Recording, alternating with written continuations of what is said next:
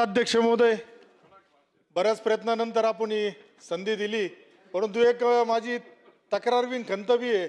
काही जे खाली बसलेले जे आहेत सचिवालयाचे काही अधिकारी, आम्ही ज्यावेळेस चिठ्ठी देतो त्यावेळेस ती चिठ्ठी जाणून बुजून शिवसेनेची वरती येत नाही, याची आपण कृपया नोंद घ्यावी ही विनंती.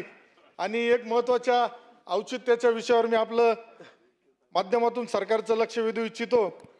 माझ्या संगमनेर तालुक्यातील तसेच महाराष्ट्र राज्यातील बरेचसे स्वस्त धान्य दुकानदारांना सार्वजनिक वितरण व्यवस्थेच्या अंमलबजावणी दरम्यान विविध अडचणी आणि आर्थिक समस्यांना सामोरे जावं लागत आहे.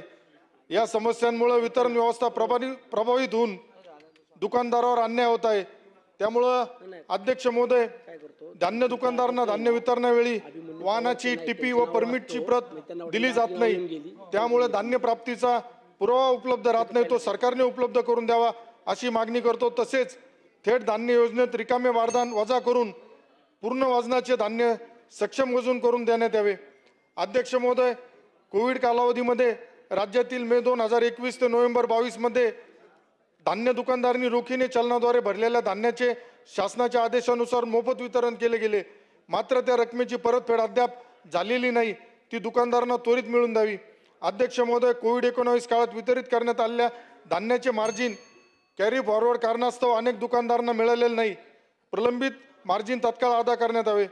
अध्यक्ष महोदय, लाभार्थ्यांना धान्य मोजून देताना होणाऱ्या धान्य मोजून देताना धान्य सांडते, त्यामुळे धान्य दुकानदारांना मोठ्या त्रुटीचा फटका बसतो. त्यामुळे पूर्वीप्रमाणे प्रति क्विंटल किमान 1 किलो घट मंजूर करण्यात यावी. अध्यक्ष महोदय, गेल्या काही महिन्यापासून ई-पॉस मशीनमधील फिंगरप्रिंट स्कॅनर व्यवस्थित कार्यरत नसल्याने लाभार्थी व दुकानदारांना मोठा त्रास सहन करावा लागत आहे. यंत्रणेमध्ये तत्काळ सुधारणा करावी.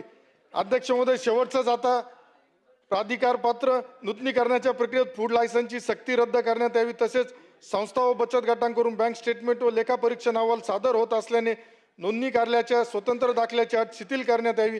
धन्यवाद अध्यक्ष महोदय.